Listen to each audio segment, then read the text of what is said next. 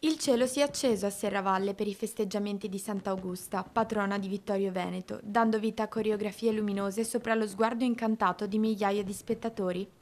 Scampato il rischio di annullamento a causa del maltempo, un tripudio di luci e colori ha trasformato la notte in una festa per gli occhi e per il cuore, tra applausi e meraviglia collettiva. Oltre 30.000 presenze per uno degli appuntamenti pirotecnici più attesi in Veneto, secondo solo ai Fuochi del Redentore di Venezia. Soddisfatta la sindaca Mirella Balliana, che ha ringraziato i più di 100 volontari, il comitato festeggiamenti, commercianti e residenti per la collaborazione, ricordando l'importanza delle misure di sicurezza in eventi così partecipati. Dopo i fuochi, spazio alla musica. Questa sera alle 21 in Piazza Flaminio il concerto gratuito dei Velvet Vibes e fino a domenica giostre e attrazioni. Una città in festa che anche quest'anno ha celebrato Sant'Augusta con numeri da record e un'atmosfera magica.